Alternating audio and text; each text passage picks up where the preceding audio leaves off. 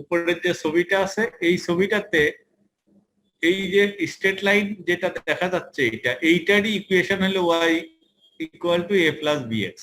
এখন এই স্ট্রেট লাইনটা এসে দেখেন y এর এক্সিসের সাথে একটা পয়েন্টে মিট করছে এখানে। এই পয়েন্ট থেকে নিচে এই যে মূল বিন্দু, এই যে ডিস্টেন্সটা, আবার এই রেখাটা যদি এই দিক দিয়ে না আসে আরো নিচে যে এইভাবে আসতো তাহলে ওই ডিস্টেন্সটা হয়তো নিচের দিকে। তো যেখানেই হোক মূল বিন্দু থেকে ওয়াই রেখার ওয়াই মানে এটাকে কি বলে এক্সিসের যে পয়েন্টে ওই রেখাটা ছেদ করবে ওই দূরত্বটাকে বলা হচ্ছে এ, ফিক্সড কোঅর্ডিনেট এ বলা হচ্ছে।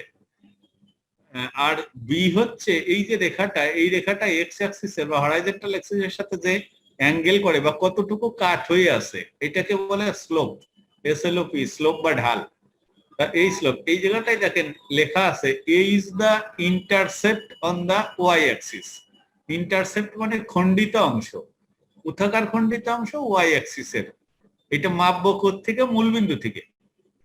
আর b is the gradient or slope, এটাকে গ্রেডিয়েন্ট বলা হয়, স্লোপও বলা হয় অফ দি লাইন, অর্থাৎ এই যে রেখাটা কতটুকু হেলে আছে এক্স অ্যাক্সিসের সাথে কতটুকু কৌণিক ব্যবধান করে আছে, এইটাই হচ্ছে স্লোপ।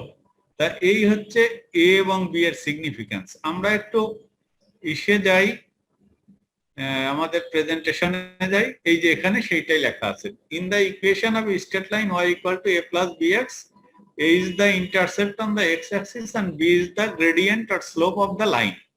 তার মানে ওখানে যেটা লেখা আছে আমি সেইটাই এনে দিছি এখানে।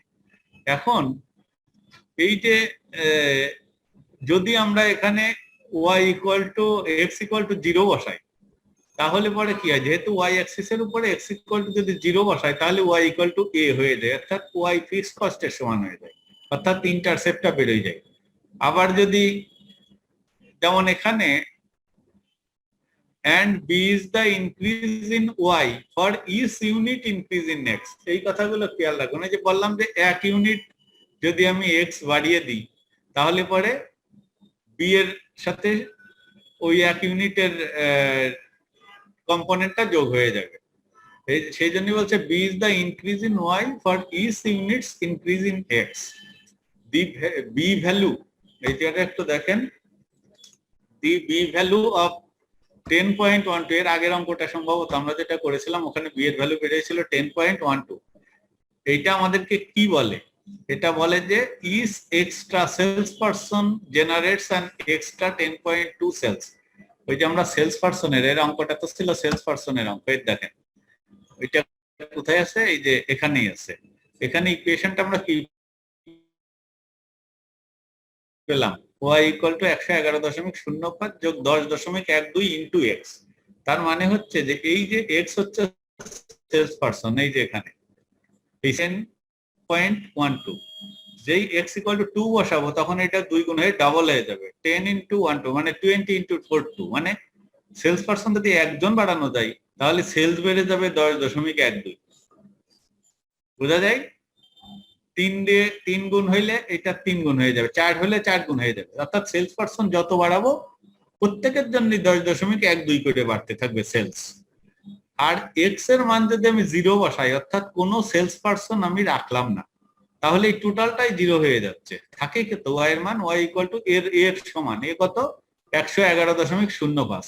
অর্থাৎ আমি যদি আমার ব্যবসায় কোনো সেলস পারসন নাও রাখি তবু এমনি এমনি আমার সেলস হবে 111.05, এটা ফিক্স। এই হচ্ছে এ আর বি এর সিগনিফিকেন্স। আশা করি বোঝা গেল। এখন আমরা এখানে নিচে একটা এক্সাম্পল আছে, এই এক্সাম্পলটা ইসের, এইটা সম্ভবত এটা করা নেই এখানে, কিন্তু এইটা আপনাদের এই যে পুরানা বছরগুলোর প্রশ্ন খুঁজেন ওই প্রশ্নের ভিতরে এই অঙ্কটা আসছে, জন্য এই রিসেন্ট মনে হয় গতবার বা তার আগের বার আসছে, যার ফলে এগুলো আসার সম্ভাবনা কম, কিন্তু অঙ্ক কিন্তু সেম, নাম্বার অফ রুমস আর কিলোওয়াট আওয়ার, মানে রুমের সংখ্যা যত বাড়বে আমার ইলেকট্রিসিটি কনজাম্পশন তত বাড়বে, এইটাই হচ্ছে ফর্মুলা। তাহলে ইকুয়েশনটা কি হবে, ওই একই নিয়মে আপনি সিরিয়ালি একটার নিচে আর একটা 10, 12, 14, 16, 10, তারপরে আবার এই যে নাম্বার এইগুলো লিখবেন, অর্থাৎ এখানে মোট আছে কিন্তু 10টা ফিগার, 10টা নাম্বার অফ রুমস এর 10টা ফিগার এবং তার corresponding kilowatt hours of electricity. তাহলে বলতেছে ডিটারমাইন দ্য রিগ্রেশন ইকুয়েশন। এখন আপনার তো জানাই আছে ফর্মুলা, এই যে এখানে যেরকম বি এর ভ্যালু আগে বের করতে হবে, তারপরে এভারেজ দুটো বের করে এর ভ্যালু বের করতে হবে, তারপরে ইকুয়েশনটা পেয়ে যাবেন। এই ইকুয়েশনটাই আপনার কাছে চাচ্ছে, এইটা হচ্ছে রিগ্রেশন ইকুয়েশন বেরিয়ে গেল। এখন বলছে determine the number of kilowatts hour in thousand for a 6 room house. ওই যে ইকুয়েশনটা পাবেন ওখানে 6 রুম হাউস মানে এক্স এর মান 6, হাউস যত বাড়বে কিলোওয়াট ইলেকট্রিসিটি কনজাম্পশন তত বাড়বে। অর্থাৎ এখানে হাউস বা রুম নাম্বার হচ্ছে আমার ইন্ডিপেন্ডেন্ট ভেরিয়েবল এক্স এর মান। তাহলে এক্স এর মান যদি 6 হয় তাহলে ওয়াই এর মান হবে ওই এর মানটা প্লাস বি এর মান ইন্টু 6 করলে যেটা হবে ওইটাই অ্যান্সার। অঙ্কটা কিন্তু খুব সহজ। এই অঙ্ক এই উপরেরটার একই নিয়ম। আমরা আর একটা যাই, এরপরে শুধু কিছু এক্সাম্পলই আছে মনে হয়, আর তেমন নতুন কিছু নাই। এই অঙ্কটা দেখেন, ওই যে এর আগে যেটা দেখালাম করালাম সেইটা প্লাস যেটা এই যে করাই নাই নিচের দিকে এইটা, এবং এই যে এখন যেটা করাচ্ছি সেম। এখানে কি বলছে, a company has the following data on its profits and advertising expenditure। এখন দেখেন 6 ইয়ার্স, এইটা প্রফিট আর এইটা অ্যাডভার্টাইজিং এক্সপেন্ডিচার। এখন কথা হচ্ছে যে প্রফিটের সাথে অ্যাডভার্টাইজিং এক্সপেন্ডিচার এখানে ডিপেন্ডেন্ট ভেরিয়েবল কোনটা, ইন্ডিপেন্ডেন্ট ভেরিয়েবল কোনটা। দেখেন ফোরকাস্ট দা প্রফিটস, আপনার কাছে কিন্তু প্রফিট ফোরকাস্ট করতে বলছে for next year if an advertising budget of এত ইজ অ্যালোকেটেড। তার মানে এখানে দেখেন আমি অ্যাডভার্টাইজিং এক্সপেন্ডিচার কত করব, আমার প্রফিট যত বেশি হবে অ্যাডভার্টাইজিং এক্সপেন্ডিচার করার স্বাধীনতা আমার তত বাড়বে। সুতরাং আমি কিন্তু এইটা এখানে এখানে কিন্তু দুই ভাবেই চিন্তা করা যায়। একটা হচ্ছে যে যদি আমার প্রফিট বাড়ে অ্যাডভার্টাইজিং এক্সপেন্ডিচার আমি বেশি করতে পারি, আর একটা হচ্ছে যে অ্যাডভার্টাইজিং এক্সপেন্ডিচার যত বেশি করবো দেখা যাবে যে আমার প্রফিটও তত বেড়ে গেছে। এখন হচ্ছে যে এইটা তাহলে প্রশ্নটা আসছে যে ইন্ডিপেন্ডেন্ট ভেরিয়েবল কোনটা এবং ডিপেন্ডেন্ট ভেরিয়েবল কোনটা। একটা জিনিস খেয়াল রাখবেন, সেটা হচ্ছে এই যে ইউনিট গুলা কিসে দেওয়া আছে, এইটা আছে মিলিয়ন পাউন্ড, এটাও মিলিয়ন পাউন্ড, কিন্তু এখানে আপনার কাছে চাচ্ছে কি 8 লক্ষ, অ্যাডভার্টাইজিং বাজেট হচ্ছে 8 লক্ষ। তাহলে 8 লক্ষকে আপনাকে কিন্তু মিলিয়নে কনভার্ট করতে হবে। এই জায়গাটা আপনার জানা আছে কিনা যে কয় লক্ষে 1 মিলিয়ন? 0.8 মিলিয়ন হবে স্যার। হ্যাঁ 0.8 মিলিয়ন হবে। 0.8 মিলিয়ন হবে। এইটা মনে হয় সবার জানা নেই, একটু খেয়াল করবেন। 10 লক্ষে হচ্ছে 1 মিলিয়ন, অর্থাৎ 1 লিখে 6টা শূন্য, সেটা হচ্ছে 1 মিলিয়ন। এই জন্য এইটাকে যদি 1 লিখে 10 লক্ষ দিয়ে ভাগ দিই তাহলে হয় 0.8। এই পয়েন্ট তার মানে 8 লক্ষ পাউন্ড মানে 0.8 মিলিয়ন পাউন্ড। এটা খেয়াল রাখবেন। 26 মাসে এগুলো কমপ্লিট করতে। হ্যাঁ একটু মিউট করে নিন যদি আপনাদের রিলেটেড কোনো কথা না থাকে। এখানে 0.8 মিলিয়ন পাউন্ড হবে। এখন প্রশ্নটা হচ্ছে যে এখানে আপনার কাছে বলছে প্রফিটটা চাচ্ছে। যদি অ্যাডভার্টাইজিং বাজেট এত হয় তাহলে আমি কিভাবে অঙ্কটা করব? এখানে যেটা আমি বুঝতে পারছি সম্ভবত বই থেকেই অঙ্কটা নেওয়া, আমি জানি না এটা বইতে কোথায় আছে। এটা কি এইটা তো এম গেল, ফোরকাস্টিং গেল, এইটা ফোরকাস্টিং এর চ্যাপ্টার আমাদের পরে আছে, তারপরেও এখানে দিয়ে দিয়েছে অঙ্কটা আছে। এই যে এইটা এই অঙ্কটা 10, 7, 10 আপনাদের মনে হয় টেস্ট ইউর আন্ডারস্ট্যান্ডিং এ আছে বই অঙ্কটা, নিজেদের বইটা একটু দেখেন। এখানে অ্যাডভার্টাইজিং এক্সপেন্ডিচার আর হচ্ছে প্রফিট, তার মানে বোঝাচ্ছে যে আমি অ্যাডভার্টাইজিং এক্সপেন্ডিচার দেখেন যখন 5 মিলিয়ন তখন তার প্রফিট হলো 11.3 মিলিয়ন, যখন এটা বেড়ে 6.1 হলো প্রফিটও বেড়ে গেল, যখন 6.3 হলো প্রফিট আরো বেড়ে গেল। এইভাবে যত বাড়ছে আমার প্রফিটও তত বাড়ছে। তার মানে অ্যাডভার্টাইজিং এক্সপেন্ডিচার হচ্ছে ইন্ডিপেন্ডেন্ট ভেরিয়েবল। আর এখানে খুব সাবধান এই অঙ্কটার ক্ষেত্রে, ওই যে আমি যেভাবে বললাম যে প্রফিট বেশি হয়েছে, কজ এবং ইফেক্ট। প্রফিটটা তো কখনোই বছর শেষে ফাইনাল হিসাব করার পরে আমি প্রফিট বের করি, অ্যাডভার্টাইজিং এক্সপেন্ডিচার কিন্তু তার আগে হয়ে যায়। যার ফলে অ্যাডভার্টাইজিং এক্সপেন্ডিচারের উপরে কিন্তু ডিপেন্ড করে প্রফিটটা কত হবে। এই জন্যই এরা এই দৃষ্টিকোণ থেকে এক্স কে ধরে নেছে ইন্ডিপেন্ডেন্ট ভেরিয়েবল। সেই কারণে আপনার এখানে যদি আমরা দেখি যে এইটা হচ্ছে এক্স এর মান আর এইটা হচ্ছে ওয়াই এর মান, আগে ইকুয়েশনটা আমাকে বের করে নিতে হবে। তাহলে এক্স এবং ওয়াই এর মান বের করলে তারপরে ফর্মুলা অনুযায়ী আমাকে কোন কোন কলাম করতে হবে, এক্স স্কোয়ারের একটা কলাম করতে হবে, এক্স ওয়াই এর একটা কলাম করতে হবে। এইটা যখন আমি বের করলাম, বের করলে বি এর মান বেড়ে গেলে 18.67, এক্স এর গড় হচ্ছে এত, ওয়াই এর গড় এত, সো এর মান বেড়ে গেল 1.56। এই ফর্মুলা আপনাদের দেওয়া আছে। তাহলে ইকুয়েশনটা কত হলো, y equal to 1.56 plus 18.67. This is the regression equation, or we can tell that this is the relationship between profit and advertising expenditure. এখন আসেন, বলতেছে যে অ্যাডভার্টাইজিং এক্সপেন্ডিচার যদি 8 লক্ষ টাকা হয়, be careful here, if advertising expenditure is 8 lakhs or 800,000 pound, তার মানে এক্স ইকুয়াল টু কত, 0.8। এই অঙ্কটা কোনবার যেন আসছিল এবং আমার দেখার একটু সুযোগ হয়েছিল যে অনেকে অঙ্কটা পুরোপুরি এখানে এই পর্যন্ত করে আসছে, আসার পরে করছে কি একবারে এক্স এর মান 8 লক্ষ বসিয়ে দিচ্ছে, একদম শেষ। কিন্তু 8 লক্ষের জায়গায় এটা হবে 0.8, এইটা বসাইলে যে 16.496, এত মিলিয়ন পাউন্ড হলো আমার প্রফিট। এই যে এত মিলিয়ন পাউন্ড নেক্সট ইয়ারের প্রফিট হবে if advertising expenditure is 800,000 pound.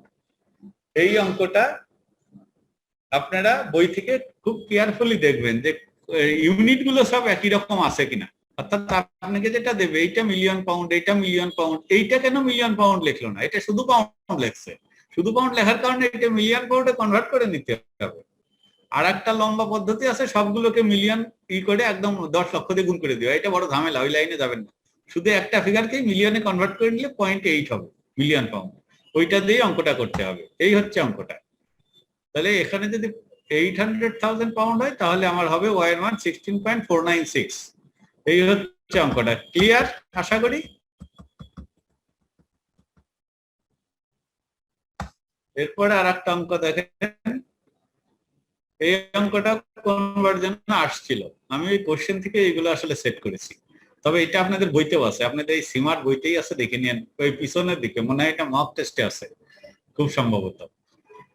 In a forecasting model base, এবং সিমার বইয়ের একটা সুবিধা কি, প্রতিটা অঙ্ক কিন্তু শেষে করে দেওয়া আছে, সুতরাং আপনারা একদম সুন্দরভাবে বইতে কিন্তু দেখে এটা বোঝার চেষ্টা করতে পারেন।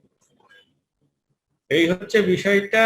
আর যেহেতু পরীক্ষা দেবেন, আমি জানি না রুটিন কি দেশে, অঙ্ক পরীক্ষা কবে জানেন নাকি? স্যার 3রা আগস্ট। 3রা আগস্ট। স্যার এটা তো ওল্ড সিলেবাস দেখলাম।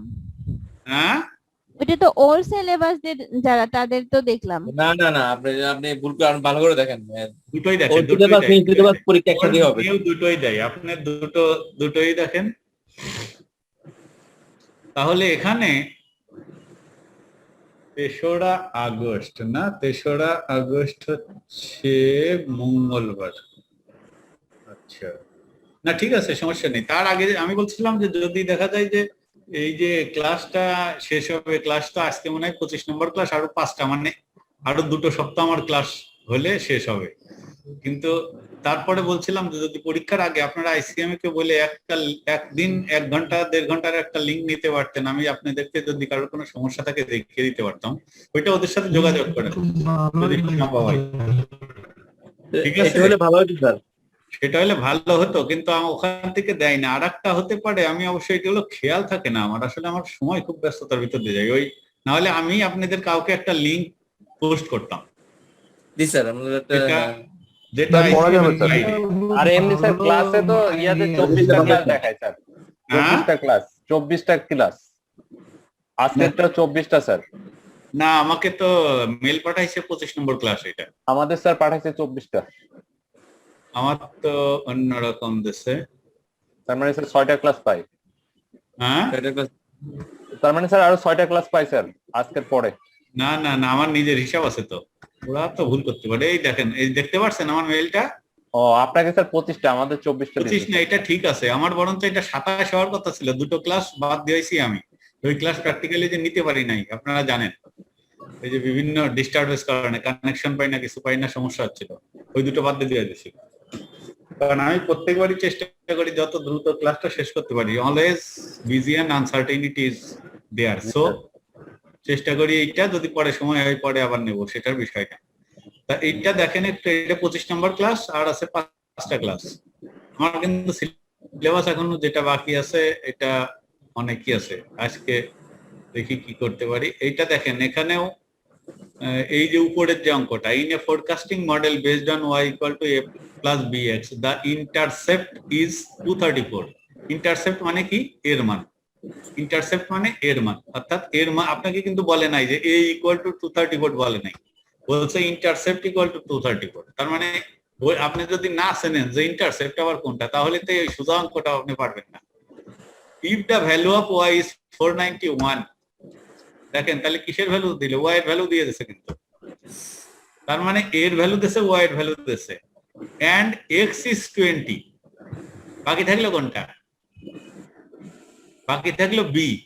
স্যার তাহলে বাকি ওই তিনটে বসায় b এর মানটা বের করে ফেলেন, এটাই आंसर। তার মানে কি হচ্ছে 491 equal to 234 plus b into 20। Intercept 234, intercept কি কোনো, আর এটা হলো 491, তাহলে 491 এখানে 234 এখানে, এই দুটো বিয়োগ করেন কত হয়? 257 মনে হয়, 257 ডিভাইডেড বাই 20। স্যার এ মানে 234, ইন্টারসেপ্টটা তো হ্যাঁ, এ। এ মানে 234, ইন্টারসেপ্ট 234। জি স্যার। আর ইন্টারসেপ্ট বলতে কি স্যার ওয়াই যে পয়েন্টে কথাটা ভালো বোঝা যাচ্ছে না, একটু জোরে বলতে হবে। হ্যাঁ, কথা বোঝা যাচ্ছে না আপনার। স্যার ইন্টারসেপ্ট আর কনস্ট্যান্ট কি সেম? ইন্টারসেপ্ট হচ্ছে কনস্ট্যান্ট টার্মটা, এই যে a। বললাম স্যার ইন্টারসেপ্টের অ্যাকচুয়াল মিনিংটা কি? ইন্টারসেপ্ট হচ্ছে ফিক্স, যেটা মনে করেন x এর ভ্যালু 0 যদি হয়, মনে করেন x হচ্ছে সেলস পারসন বা ওই যে আচ্ছা। প্রফিট আর অ্যাডভার্টাইজিং এর ক্ষেত্রে x হচ্ছে অ্যাডভার্টাইজিং কস্ট, এটা যদি 0 বসান তাহলে b ইনটু x টোটালটাই 0 হয়ে যাচ্ছে, তখন প্রফিট কি হচ্ছে? প্রফিট ইকুয়াল টু 2 এর সমান। প্রফিট হচ্ছে ফিক্স যেটা আছে ওটাই। হ্যাঁ হ্যাঁ হ্যাঁ, Fixed তার মানে আমি যদি অ্যাডভার্টাইজিং কস্ট 0 করে দিই তবুও আমার তাহলেও ফিক্সড যে কস্টটা আসবে ওটা হচ্ছে ইন্টারসেপ্ট। যে পরিমাণ প্রফিট হবে, বুঝতে পারছি। হ্যাঁ এইটাই। আর ওইদিকে ইন্টারসেপ্ট বলার কারণটা হচ্ছে কি ওটা গ্রাফ পেপারের বিষয়, গ্রাফ পেপারের বিষয় আমি দেখালাম এর আগের গ্রাফে, দেখালাম না যে এই যে এইটা এই এই ওয়াই অক্ষকে যেখানে সেট করে রেখাটা এসে ওয়াই অ্যাক্সিস এর সাথে মিশলো, তাহলে 0 এই মূল বিন্দু থেকে ওই পয়েন্টটা পর্যন্ত এই ডিসটেন্স হচ্ছে, এটাকে বলা ইন্টারসেপ্ট বা খণ্ডিত অংশ, কেটে দেওয়া অংশ। থ্যাংক ইউ স্যার, বুঝতে পারছি। এটা কোশ্চেন ছিল। তাহলে এটা গেল। এখন তারপরেরটা দেখেন, problem a travel agency has kept records of the number of holidays booked and the number of complaints received over the past 10 years. The data is as follows. ওই যে উপরের যে অঙ্কটা, এই অঙ্কটা দিলে পরে মনে হয় 2 নম্বর দিতে পারে। আর নাম্বারের উপর খেয়াল রাখবেন যে আসলে এটা কত টাইম দেওয়া উচিত। এই যে এটা তো 2 নম্বর দিয়ে, 2 নম্বর দেখলেই তো মনে করবো যে এটা খুব সোজা অঙ্ক। এখন কিভাবে সোজা সেটা তখন খুঁজে বের করতে হবে। আর এইটা দিলে অন্তত 5 থেকে 6 নম্বর দেবে, তখনই বুঝতে হবে যে এটা ফুল অঙ্ক একটা। A travel agency has kept records of the holidays booked and the number of complaints received over the past 10 years. The data is as follows. 10 বছর দেখা যাচ্ছে হলিডেজ 10 বছর ব্যাপী ছুটির দিন যেগুলো বুকড করা হয়েছে ট্রাভেল এজেন্সি, সেইগুলো হচ্ছে যে এই যে এরকম। এখন নাম্বার অফ কমপ্লেইন্টস দেখা গেছে যে এইগুলো পেয়েছে, বিভিন্ন অভিযোগ থাকে যারা বুক করে তাদের, তাতে দেখা যাচ্ছে যে যত বুকটের সংখ্যা বাড়ছে, হলিডেজ বুকটের সংখ্যা বাড়ছে, তত কমপ্লেইন্টও বাড়ছে। তার মানে there is a relationship between this two. The agency suspect there is a relationship between the number of bookings and the volume of complaints. Number of bookings হয়েছে এইটা, ভলিউম অফ কমপ্লেইন্টস এইটা, মানে এই দুটোর ভিতরে একটা ডিপেন্ডেন্ট একটা independent. Some method of estimating the number of complaints. এই অঙ্কটা সম্ভবত এখানে করা নেই নাকি আছে, দেখি। আচ্ছা আছে মনে হয়, হিন্টস দেওয়া আছে। তো এখানে কিসের উপর কোনটা, কার উপরে কোনটা ডিপেন্ড করতেছে দেখেন, যত বুকিং বাড়ছে তত কমপ্লেইন্ট বাড়ছে, অর্থাৎ বুকিংটা হলো ইন্ডিপেন্ডেন্ট ভেরিয়েবল মনে হচ্ছে, আর কমপ্লেইনটা হচ্ছে ডিপেন্ডেন্ট ভেরিয়েবল। এখানে বলছে চাচ্ছে কি, চাচ্ছে calculate the value of the regression coefficient B giving your answer correct to 3 decimal point. এই যে বললাম না এরকম দিয়ে দেয়, দশমিকের পরে 3 ঘর চাচ্ছে। If the value of B is taken to be 0.4, যদি বি এর ভ্যালু আপনি যেটা বের করে দেখবেন কত হয়, খুব সম্ভবত এটা 0.4ই হবে। ইনডাইরেক্টলি অ্যান্সার দিয়ে দিচ্ছে। Calculate the value of the regression coefficient a, তাহলে এর মান কত? এর মান কিভাবে বের করতে হবে? এক্স এর গড় আর ওয়াই এর গড় লাগবে, অর্থাৎ এইগুলো যোগ করে 10 দিয়ে ভাগ, এইগুলো যোগ করে 10 দিয়ে ভাগ, তাহলে এক্স এর গড় ওয়াই এর গড় বেরিয়ে গেল। তখন বি এর মান বসাই দিলে এর মান বেরোয় যাবে। এই ইকুয়াল টু, এই যে কি ফর্মুলা আছে এই ফর্মুলা অনুযায়ী। If the regression equation is এত, এই যে এইটাও দিয়ে দিচ্ছে, তার মানে আপনি এর মান পাবেন 31, যা বোঝা যাচ্ছে। তবে আপনাকে কিন্তু বলে দিচ্ছে 3 দশমিকের পরে 3 ঘর রাখতে হবে, এখানে কিন্তু 1 ঘর দিয়ে দিচ্ছে, মানে আরো 2 ঘর দেয় নাই, এই দুটো আপনাকে বের করতে হবে। সেটা হতে পারে যে 0.398 হলো, তাহলে ওইটাকে রাউন্ডিং করলে 0.4 হয়। এইটা গেল। এইটা যদি ইকুয়েশন হয় তাহলে number of complaints if 750 holidays are booked giving your answer to the nearest whole number. এখানে বলছে যে যদি নাম্বার অফ হলিডেজ বুকড 750 হয়, তাহলে বসান, আমি তো ইন্ডিপেন্ডেন্ট ভেরিয়েবল এক্স, তো তাহলে এটাই নাম্বার অফ হলিডেজ, এখানে 750 বসান, 750 ইন্টু 0.4, তাহলে কত হয়? 300 হয়। এটা 331, তাহলে কমপ্লেন হবে 331টা, এইটাই হবে। এখানে একটা হিন্টস দিয়ে দিচ্ছে, দেখেন আপনি যদি অঙ্কটা করেন, সামেশন এক্স হবে এটা, সামেশন ওয়াই হবে এটা, সামেশন এক্স স্কোয়ার হবে এটা, সামেশন ওয়াই স্কোয়ার এটা, আর এক্স ওয়াই এটা। সামেশন এক্স স্কোয়ার কেন লাগবে জানি না, নাকি ওয়াই স্কোয়ার কোনটা ফর্মুলায় যেটা আছে ওইটাই দরকার। ডি নম্বরে বলছে forecast the likely number of complaints if 750 holidays are booked giving your answer to the nearest whole number। এই যে এই অঙ্কটাই সি আর ডি। আচ্ছা এইটা বুঝলাম না, একই জিনিস রিপিটেশন হলো আর কি, নাকি আমারই তুলতে ভুল হয়েছে, যাই হোক ওইটা একটু খেয়াল করবেন, বা আপনাদের বইতেই অঙ্কটা ওই মক টেস্টের ক্ষেত্রে আছে, ওইটা একটু দেখে নেবেন। এখানে আরেকটা আছে problem, place the following values in rank order with the smallest being ranked 1। এটা তো সোজা, যেটা সবচেয়ে ছোট সেটাকে আগে দিয়ে তারপরে র্যাঙ্কিং করবো আর কি, র্যাঙ্কটা দেবো, সবচেয়ে ছোট যে তাকে 1 নম্বরে 1 দেবো। এখানে সবচেয়ে ছোট কোনটা? 3.21, তাহলে এটা 1। তার থেকে একটু বড় কোনটা? 3.49 নাকি? 49 স্যার, 3টা আছে। 3টা আছে, তাহলে কি করবেন? এদের পজিশন কি হবে? 3 4 5 কে 3 দিয়ে ভাগ দিতে হবে। 2 3 4 2 3 4 2 3 4, জি স্যার। হ্যাঁ, 2 আর 3 এ 5 আর 4 এ 9, 3 দিয়ে ভাগ দিলে এরও 3, এরও 3, এরও 3, ঠিক আছে তাই না?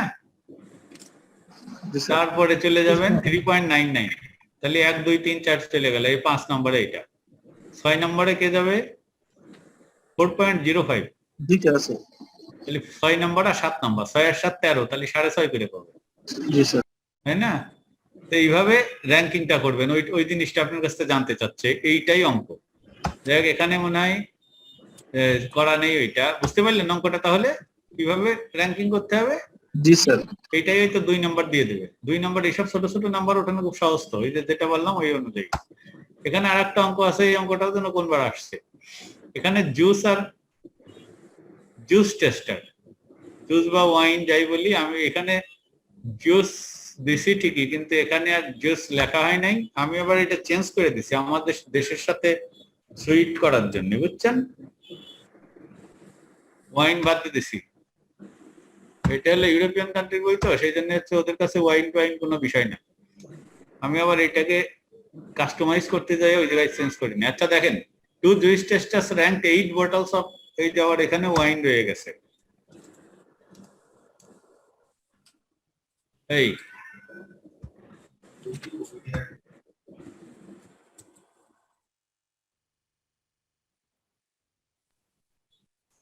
এখানে এই যে জুস টেস্টার দেওয়া হলো, জুস গুলার নাম কি, ব্র্যান্ড কি, ABCDEFGH। টেস্টার এক্স, টেস্টার মানে আপনারা আমার মতো 2 জন মানুষই মনে করেন, একজনের নাম এক্স, একজনের নাম ওয়াই। একজন এইটা মুখে দিল, মুখে দিয়ে তারপরে এইটা মুখে দিল, তারপরে এইটা মুখে দিল, দেখলো যে এইটা কোনটা সবচেয়ে ভালো সেইটাকে মনে করেন 1 নম্বরে দিলাম। এই জায়গায় কিভাবে করছে আমি জানি না, যেটা সেকেন্ড ভালো লাগলো সেটা 2, এইভাবে আমি র্যাঙ্কিং করলাম। মোট আছে 1 2 3 4 5 6 7 8টা আছে, এই জায়গাটায় 8 পর্যন্ত দিলাম। এইটা টেস্টার, এখানেও 8টা আছে। এইটা দেখলাম যে এই আরেকজন যে টেস্টার সে এফ কে খেয়ে, আমি যেটাকে 2 নম্বরে দিলাম সে বললো যে না এফই 1 নম্বর, এইটা ভালো, সে তার মতো র্যাঙ্কিং করবে। এখন এই যে দুইজনের র্যাঙ্কিং করলাম, র্যাঙ্কিং কিন্তু হয়ে গেছে, এইটা কিন্তু আপনাকে আর র্যাঙ্কিং করা লাগবে না, কারণ এখানে বলে দিয়েছে যে টেস্টার র্যাঙ্কড 8 বোটলস, তার মানে র্যাঙ্কিং করা হয়ে গেছে। আপনার কাজ শুধু ডিফারেন্স বের করা। ডি 3 ডিফারেন্স 3 0, 7 8 এর 1, 1 2 এর 1, 7 8 এর 1, 5 4 এর 1, 2 1 এর 1, 4 5 এর 1, 6 6 এর 0। আপনি মাইনাস রাখার দরকার নেই, বা রাখলেও এই যে যেভাবে আছে তাতেও সমস্যা নেই, কারণ এগুলো স্কোয়ার করব আমি, স্কোয়ার করলে তো অটোমেটিক প্লাস হয়ে যাচ্ছে।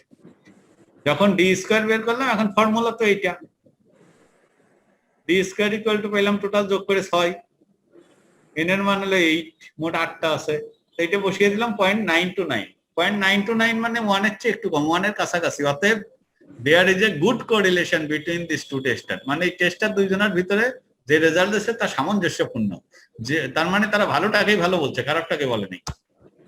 ঠিক আছে, এই অঙ্কটাও আপনাদের বইতে যেন কোথায় আছে নাকি এই যে নতুন এই সফট কপিতে আছে আমার খেয়াল নেই, আপনাদের এইরকম বই থেকেই মনে হয় সম্ভবত আমি নিচ্ছি। স্যার হ্যাঁ স্যার 21 স্যার। Understanding 21. আচ্ছা আচ্ছা আচ্ছা, ঠিক আছে, হ্যাঁ ঠিক আছে, থ্যাংক ইউ। আমার কাছে এই হার্ড কপিটা নাই এখন। আচ্ছা ওকে ওকে, তারপরে এটা দেখেন, এখানে গেল a company is building a model in order to forecast total cost based on the level of output. The total data available here this January February এইভাবে ডিসেম্বর আউটপুট ইউনিটস 1000 ইউনিট, জানুয়ারিতে 16,000 ইউনিট, ফেব্রুয়ারিতে 20,000 unit, March মাসে 23,000 unit, এইরকম। তার cost পড়ে কত? এই যে টোটাল কস্ট, এর ভিতরে ফিক্সড কস্ট আছে, ভেরিয়েবল কস্ট আছে, দুটো মিলে হচ্ছে যখন জানুয়ারিতে 16,000 ইউনিটের জন্য খরচ করলে 170,000 মানে 1,70,000 পাউন্ড, ফেব্রুয়ারিতে 20,000 ইউনিটের জন্য 2,40,000 পাউন্ড, এইভাবে খরচটা ডেটা দেওয়া আছে। তার মানে কি এটা ডিপেন্ডেন্ট কোনটা আর ইনডিপেন্ডেন্ট কোনটা? খরচটা বাড়বে কিসের উপর? এই যে আউটপুটের উপর। অতএব এইটা হচ্ছে এক্স এর মান, আউটপুট ইন ইউনিটস এইটা হচ্ছে এক্স এর মান, আর কস্ট হচ্ছে ওয়াই এর মান। তাই এক্স আর ওয়াই তো পেয়ে গেলেন। এখন অঙ্কটা সহজ, এই যে if output is denoted by X and cost by y, you are required to verify that x equal to এত, y equal to, এগুলো ভেরিফাই করতে বলছে। Also calculate the correlation coefficient between output and cost, giving your answer to 3 decimal point। এই যে coefficient বের করলে এইটা, কিন্তু এই অঙ্কটা কিন্তু একটু অন্যভাবে হতে পারে। আমাকে যদি বলতো যে প্রশ্নটা করে দেন, তো আমি এই অঙ্কটা মনে করেন দিতাম কি, আমি সোজাই ডেটাটা দিয়ে বলতাম যে ফাইন্ড দ্য কোরিলেশন, এই রিগ্রেশন ইকুয়েশন, বাস। এইসব নিচের ওইটুকু দিতাম না। তখন কি হতো, কোনটা এক্স আপনাকে নিজের চিন্তায় বের করতে হতো, কোনটা ওয়াই বের করতে হতো, তারপরে এ আর বি এর মান বের করতে হতো। এই ক্যালকুলেশন গুলো টেবুলার ফর্মে সম্পূর্ণ আপনাকে করতে হতো, করে আপনি রিগ্রেশন ইকুয়েশনটা, তার মানে দেখতেছেন তো যে ওই যে আইসিএমএ তে বলে যে অঙ্ক রিপিটেশন হবে না, তো রিপিটেশন দরকার নাই। এই অঙ্কটাই একবার হয়তো মনে করেন আসছে, আর একবার এই অঙ্কটাই দেওয়া হলো, নিচেই শুধু এই বক্তব্যটা চেঞ্জ করে দেওয়া হলো, ব্যাস অঙ্ক নতুন হয়ে গেল আর একটা। অথবা এইগুলোর ভিতরে কিছু চেঞ্জ করে দেওয়া হলো, মনে করেন এই যে 25-এর জায়গায় 24 দিলাম, এইটা সামান্য কমাই দিলাম, এইরকম হতে পারে। এই জন্য অঙ্ক, হ্যাঁ আমাদের প্রশ্ন কি এই বইয়ের মধ্যে থেকেই হবে? মানে আমাদের বইয়ের মতো হবে, তবে হুবহু বই হবে কিনা বলতে পারছি না। স্যার আমাদের সিমা টেক্সট পড়লেই কি কমপ্লিট? এইটা তো আগে বললাম, আপনি মনে হয় একটু লেট করে আসছেন নাকি? Okay sir. এইটা ওই যে আর একটা আছে হচ্ছে যে ওই যে ইন্ডিয়ান একটা বইয়ের নাম আছে, ওইটা একটু দেখবেন। আচ্ছা, এরপরে আমাদের এই কিসের লাস্ট স্লাইড, এই জায়গাটা, if the regression equation linking output and cost is this, ওই যে আগের অঙ্কটা, এই অঙ্কটাই বলতেছে যে যদি আপনি ওইটা বের করে দেখেন যে রিগ্রেশন ইকুয়েশন এইটা বেরোইছে, which of the following are correct, নিচের কোনটা কারেক্ট? খুব সুন্দর অঙ্ক। দেখেন তো, for every extra unit produced cost will rise by 43, সত্য না মিথ্যা? আমরা জানি এভরি এক্সট্রা ইউনিট প্রডিউস যদি হয় তাহলে কস্ট বাড়বে 10 করে, তার মানে এটা মিথ্যা। বুঝা যায়? 43,000 হবে আর কি, ওই পাশে 1000 আছে, তো প্রথমটা হবে না। Even with zero output there will be cost of 43,000 pound. জানতো ওই পাশে এটা কি 1000 পাউন্ডে আছে, দেখেন 1000 পাউন্ড, তার মানে আপনার কস্ট যদি জিরো হয়, আউটপুট যদি জিরো হয়, তাহলে y ইকুয়াল টু 43,000। এই যে তারা অঙ্কে লেখছে, এটা correct. For every extra 1000 unit produced cost will raise by এত। এই যে এই জায়গাটা এক্স এর মান বসান, 1000 গুণ 10 10,000 হয়, তাহলে এখানে 10,000, আসলে এটা ভুল হবে, কারণ 10,000 হাজার হবে, আবার এরপরে আরো 3টে শূন্য হবে, কারণ হচ্ছে যে আপনাকে এই পাশে যে টাকার ফিগার দিয়েছে এটাও কিন্তু 1000 3টে শূন্যতে আছে, অর্থাৎ আমি এখানে গুণ করে পাচ্ছি 1000 ইন্টু 10 সমান 10,000, তার মানে 10,000-এর পরে আরো 3টে শূন্য দিলে ওইটা হলো 1 কোটি বা 10 মিলিয়ন হতো, ওই 10 মিলিয়ন হবে। 10,000 অঙ্কটা ঠিক নাই, 10,000 ফিগারটা ভুল আছে। মনে হতে পারে যে এটা তো ঠিকই, কারণ এই দুটো গুণ করলে তো 10,000-ই হয়, কিন্তু 10,000-এর পরে ওই যে টেবিলের উপরে যে 3টে শূন্য আছে ওইটা উল্লেখ করতে হবে। For every extra unit produced cost are likely to increase two 53। এই জায়গাটাও ভুল আছে, আসলে 53 হবে না, এটা 53,000 হবে, কারণ এখানে দেখেন আপনি যদি এক্স এর মানে 1 বসান তাহলে কত হয়, y ইকুয়াল টু 53, কিন্তু 53-র একক কি? এককটা হচ্ছে এই যে উপরে লেখা আছে 3টে শূন্য, অর্থাৎ যা বেরোবে তার সাথে 3টে শূন্য আরো অ্যাড করে দেবেন, অর্থাৎ এখানে যদি লিখতো যে 53,000 তাহলে ঠিক হতো। When 1000 units are produced, cost are likely to be this. এইটা ঠিক আছে কিনা? এইটা ঠিক আছে কিনা? এইটা দেখেন 1000 ইউনিট এখানে বসান।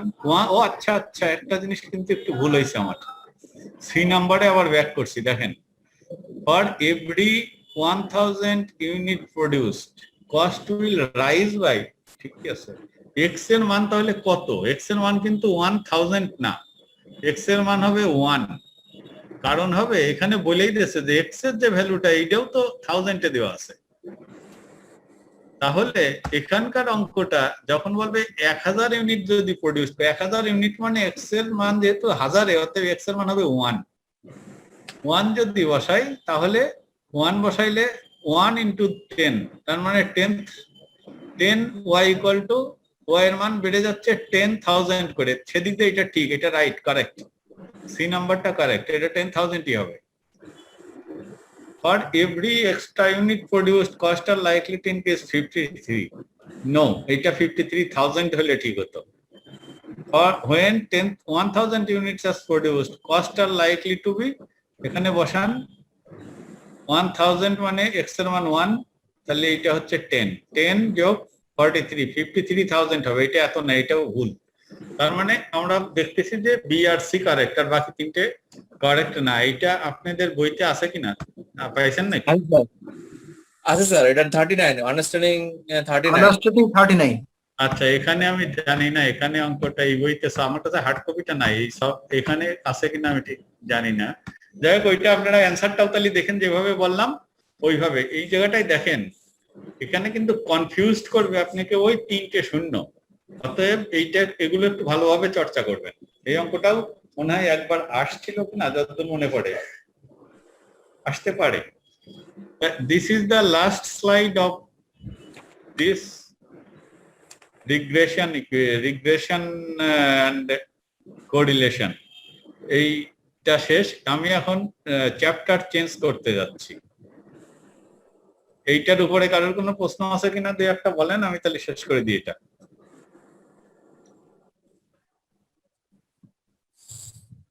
ঠিক আছে, তাহলে এটা থেকে আমি বেরিয়ে গেলাম। এরপরে যেটা আসছে সেটা হচ্ছে এই যে এটা ফোরকাস্টিং। ঠিক আছে, আপনারা একটু দেখেন, সম্ভবত এই সফট কপির ভিতরে ফোরকাস্টিংটা ওইভাবে নাই। এর পরের চ্যাপ্টারটা আছে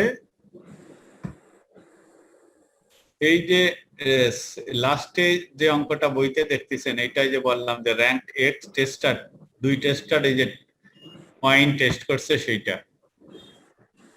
আর আপনাদের যে অঙ্কটা লাস্টে দেখালাম এটাও যেন কোথায় আছে এক জায়গায়, এই যে এটা হচ্ছে লিস্টে যে ট্রাভেল এজেন্সির যে অঙ্কটা দেখালাম, এটা হচ্ছে এইটা, এটাও আছে আপনাদের ওখানে। তারপরে যাই হোক এটার কোরিলেশন, এই যে এই অঙ্কটা, এই যে লাস্টের অঙ্কটা সর্বশেষ স্লাইডে যেটা দেখালাম এইটাও অ্যান্সার গুলা এর পরেই আছে আপনাদের। আমরা যদি ওই শেষের দিকে যাই অ্যান্সারের,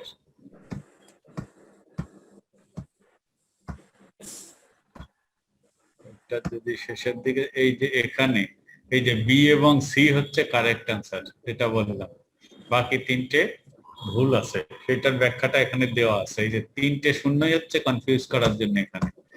এরপরে হচ্ছে টাইম সিরিজ বলছে, এই বইতে টাইম সিরিজ বলছে, আপনাদের বইতে মনে হয় এটা ফোরকাস্টিং হিসাবেই আছে। একটু দেখেন তো আপনাদের ওই বইতে কি আছে, ফোরকাস্টিং এর চ্যাপ্টার আছে না? জি স্যার, আছে স্যার। হ্যাঁ হ্যাঁ, ওই ফোরকাস্টিং এর চ্যাপ্টারটাই আমি এখন পড়ব। ওকে,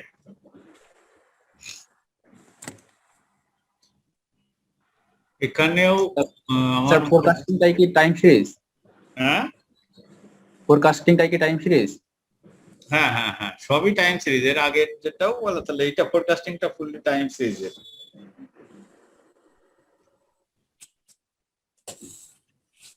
আচ্ছা, এখানে ফোরকাস্টিং এর যে এই দেখেন, ফোরকাস্টিং এর সিলেবাসের প্রথমে কি আছে, prepare a time series graph, identify trends and patterns using the appropriate moving average. Moving এভারেজটা কি সেটা আমরা প্রথম ক্লাসে একটু মনে হয় বলেছিলাম কিনা, যাই হোক এটা মুভিং এভারেজ ওই সেই সেন ইন্ডেক্সের মতো, মানে একটা এই বছরের সাথে গত বছর, এই বছরের সাথে গত বছর এইরকম। আর মুভিং ইন্ডেক্স হলো আগের ফিগারের সাথে পরের figure.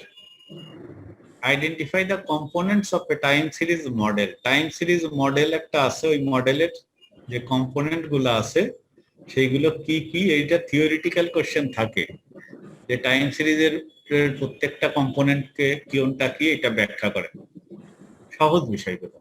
Prepare a trend equation using either graphical means or regression analysis. ওই যে রিগ্রেশন ইকুয়েশন আগের চ্যাপ্টারে যেটা করলাম, ঠিক একইভাবে এখানেও ওইটা দিয়ে আমরা ফোরকাস্টিংও করতে পারবো। Prepare forecast, calculate seasonal factors for both additive and multiplicative model.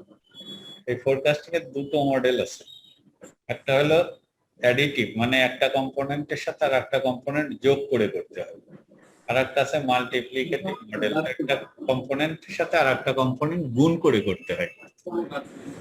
Explain when each of the additive and multiplicative model is appropriate. কখন কোনটা ব্যবহার করা যুক্তিসঙ্গত সেইটা এক্সপ্লেন করতে বলছে। Calculate predicted values given a time series model. Time series model যদি দেওয়া থাকে তাহলে ফিউচারের ভ্যালুটা কিভাবে প্রেডিক্ট করতে হয় সেটা টেকনিক এখানে দেওয়া আছে। Identify the limitations of forecasting model, এটাও থিওরিটিক্যাল একটা পার্ট। আমরা একটু যাই দেখি সামনের দিকে।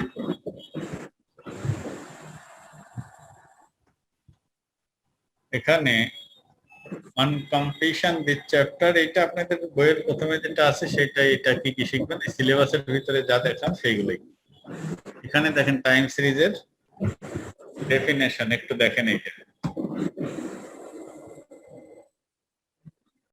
বলছে কি, এ time series is a sequence of observation of data points measured over a time interval.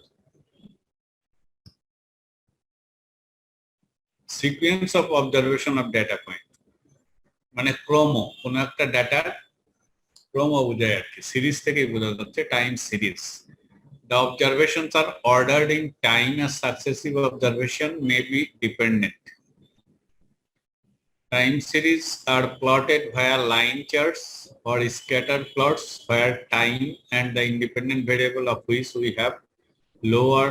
এইটা টাইম সিরিজের এই ডেফিনেশনটা আপনারা এই বই থেকে অথবা অন্য স্ট্যাটিস্টিক্সের যে কোনো বই থেকে একটু দেখে নিন, অনেক বইতে আরো সহজভাবে এটা ব্যাখ্যা করা আছে। আর ওই টাইম সিরিজ যে মডেল, ওই মডেলটা চারটে কম্পোনেন্ট থাকে। একটা হলো ট্রেন্ড, একটা হলো সিজনাল ভেরিয়েশন, একটা সাইক্লিক্যাল কম্পোনেন্ট, আর একটা হচ্ছে রেসিডুয়াল পার্ট। এইটা ঘটনাটা হচ্ছে যে মনে করেন যে কোনো একটা প্রোডাকশনে, যে কোনো একটা প্রোডাক্টের ক্ষেত্রে নর্মালি আমরা এক্সপেক্ট করি যে একটা ট্রেন্ড থাকবে, অর্থাৎ এই বছর থেকে সামনের বছর একটু প্রোডাকশন বাড়াতে হবে, তারপরে আরো বাড়াতে হবে, এরকম বৃদ্ধি একটা থাকবে। আব্বুকে বলি না এখনো, কারণ আব্বু এখন বোম্বা ফাটাবে।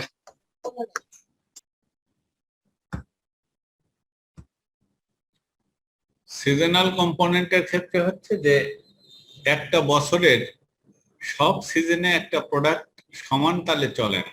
যেমন এই যে এখন বর্ষাকাল আসছে, এখন কিন্তু আমব্রেলা বা ছাতার সেলস বেড়ে গেছে, ছাতার ডিমান্ডটা এখন বেশি। কিন্তু আপনি যদি শীতকালে যান, যখন বৃষ্টি নেই, তখন কিন্তু কেউ ছাতা মাথায় দেয় না, কারণ হচ্ছে যে তখন আরো রোদ্রে গায়ের উপর পড়ুক এটা সবাই চায়। সেই জন্যে সিজনাল একটা ইফেক্ট আছে। এখন আপনি যদি বছরের সব সিজনেই বা 12 মাসেই সমান প্রোডাকশন দিয়ে চলেন, তাহলে তো শীতকালে আপনার ছাতা গোডাউনে স্তূপীকৃত হবে, আবার বর্ষাকালে শর্ট পড়ে যাবে। এই জন্য একটা প্রোডাকশন প্ল্যানিং এর জন্য আমাদেরকে এই সমস্ত অ্যানালাইসিসের প্রয়োজন হয়। সাইক্লিক্যাল কম্পোনেন্ট, সাইক্লিক্যাল অর্ডারটা সাধারণত হয় এটি ইকোনমিক ফ্যাক্টর।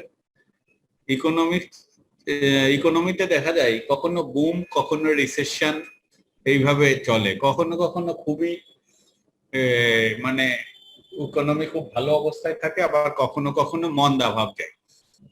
এইটা আমাদের এখানে অ্যানালাইসিসের ক্ষেত্রে এইটা ইনক্লুড করা হবে না, কারণ এইটা হয় বহু বছর পর পর। এই কারণে এই ক্ষেত্রে আপনাদের সিলেবাসে শুধুমাত্র আমাদের ওই যে টি এবং এস, ট্রেন্ড এবং সিজনাল কম্পোনেন্ট, এই দুটো নিয়েই অ্যানালাইসিস আছে, সাইক্লিক্যাল কম্পোনেন্টটা নেই। তবে ওইটা বলে দিছে ওরা। আর রেসিডুয়াল বা ইরেগুলার আর র্যান্ডম কম্পোনেন্ট, আর এইটা হচ্ছে ইরেগুলার যদি কিছু চলে আসে, যেমন হঠাৎ করে বড় ধরনের একটা টর্নেডো হয়ে গেল, এটা তো রেগুলার ইস্যু না। ভূমিকম্প হয়ে গেল, তাতে কিছু ক্ষয়ক্ষতি হলো, এটা রেগুলার ইস্যু না। এইটার জন্যও কিন্তু আমার বিজনেস বা প্রোডাকশন হ্যাম্পার হয়। কিন্তু এইটাও এখানে আলোচনা ওইভাবে হবে না। আলোচনা হবে মূলত টি এবং এস, এই দুটোকে নিয়ে। এই দুটোই কিভাবে করে আমরা একটু দেখবো। এখন এই যে টি, এস, সি, আর, এই চারটে কম্পোনেন্ট গুণ করে একটা ইকুয়েশন বের করা হয়, সেটাকে বলা হয় মাল্টিপ্লিকেটিভ মডেল। আবার যোগ করে একটা মডেল ডিজাইন করা হয়, সেটাকে বলা হয় অ্যাডিটিভ মডেল। সেটা অ্যাডিটিভ এবং মাল্টিপ্লিকেটিভ মডেল কোনটা কোন জায়গায় ব্যবহার করা হয়, এখানে আমরা একটু পরেরটাই দেখি। ট্রেন্ড বলতে কি বোঝায়, আমি যেটা এতক্ষণ বললাম এখানে ঠিক সেইটাই আছে।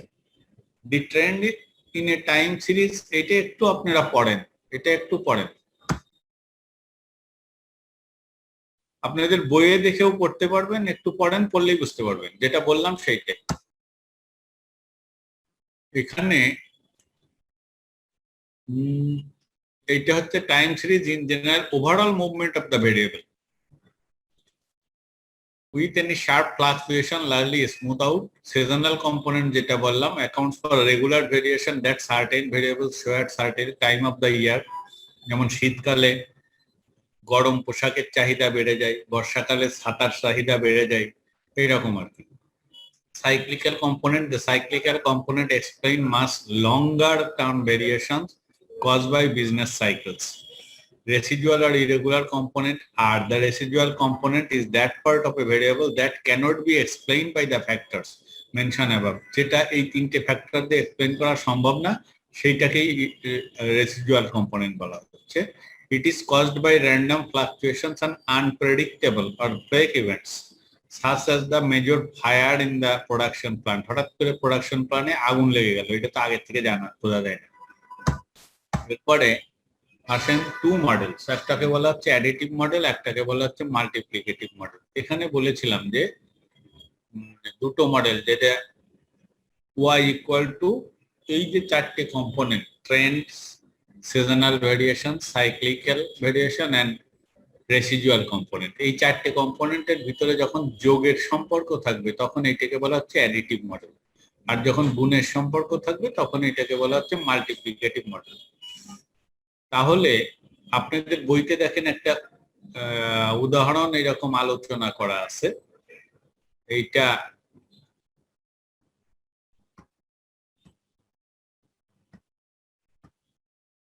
এই যে এখানে নিচের দিকে এটা দেখা যাচ্ছে, আপনাদের কাছে যে বইটা আছে সেটার ভিতরে এটা আছে। এই যে গুণের সম্পর্ক একটা, যোগের সম্পর্ক একটা। এখন এই গুণের সম্পর্ক আর যোগের সম্পর্কের ভিতর মেইন ডিফারেন্সটা হচ্ছে গুণের ক্ষেত্রে একটা ফিগার দেওয়া থাকে, বাকিগুলোকে পার্সেন্টেজ হিসাবে দেওয়া থাকে, ওই ফিগারের পার্সেন্টেজ হিসাবে বসানো হয়। আর যোগের ক্ষেত্রে সবগুলাই ফুল ফিগারের দরকার।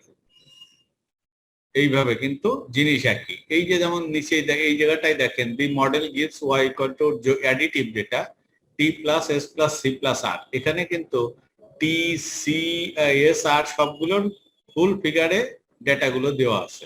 কিন্তু নিচেই যান, এটা গুণের, সেখানে কিন্তু একটা ফুল ফিগার দেওয়া আছে 20,000, বাকিগুলা একটু 10% বেশি হবে সিজনাল ফ্যাক্টর, 5% কম হবে সাইক্লিক্যাল ফ্যাক্টর, 1% বেশি হবে রেসিডুয়াল ফ্যাক্টর। এইরকম ভাবে ওই কম বেশি পার্সেন্টেজ দেওয়া থাকবে, সেইগুলোতে ওই 20,000কে গুণ দিলেই আমার রেজাল্টটা পাওয়া যাবে। এটা 21,100 নয় এইভাবে বানানো হয়েছে, এটা 21,100 নয় এইভাবে বানানো হয়েছে। সেই হচ্ছে বিষয়টা। এইটা আপনাদের বইতে পড়লে বুঝবেন যে এখানে কিভাবে এইটা তারা ব্যাখ্যা করছে। ট্রেন্ড মাইট বি, ট্রেন্ড টি এর মান 20,000 ধরলো, এটাতেও এটাতেও। এখন অ্যাডিটিভ মডেলে বলছে যে সিজনাল ফ্যাক্টর হচ্ছে 1,500 pound,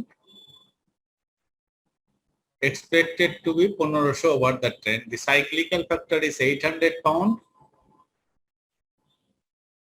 and the residual factor 409 pound.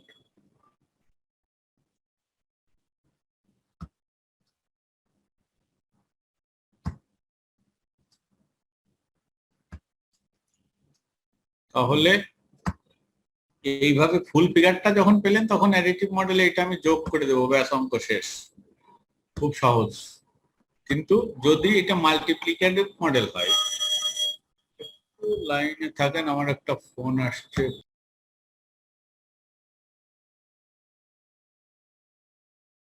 ওকে, তাহলে আর মাল্টিপ্লিকেটিভ মডেল হচ্ছে কি যে ট্রেন্ডটা 20,000 একটা ফিগারই দেওয়া থাকে, সিজনাল ফ্যাক্টর 1.10, তার মানে কি 1 হলে পরে এইটা আগের বছরের মতোই বা আগের মতোই, কিন্তু 1.10 মানে যে আরো 10% বেশি, এই যে expected to be 10% above the trend, এই যে ট্রেন্ড যেটা আছে তার চেয়ে 10% বেশি হবে।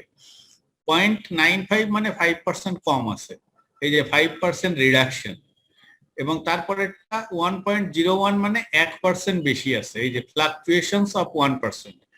এই ফ্যাক্টর 20,000 বসায় এই ফ্যাক্টর গুলো বসিয়ে দিলে দেখা যাবে যে অ্যান্সার যেটা আসলো দুটোর অ্যান্সারই সেম আসলো, কিন্তু দুটোর অ্যাপ্লিকেশন মেথড কিন্তু একটু আলাদা। এইটা আমরা দেখলাম অ্যাডিটিভ মডেল এবং মাল্টিপ্লিকেটিভ মডেলের ভিতরে। এরপর একটা এক্সাম্পলে যাব যেটা আপনাদের বইতে আছে। দেখেন প্রথম যে এক্সাম্পলটা আছে এখানে বলছে যে এস্টাবলিশিং দ্য আন্ডারলাইং ট্রেন্ড। এইটা হচ্ছে এই এক্সাম্পলটা শুধু টি এর মান বের করার জন্য।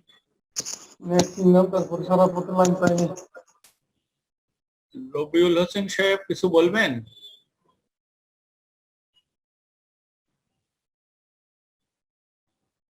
এই বলার কিছু, আপনারটা একটু তাহলে কাইন্ডলি মিউট করে রাখেন।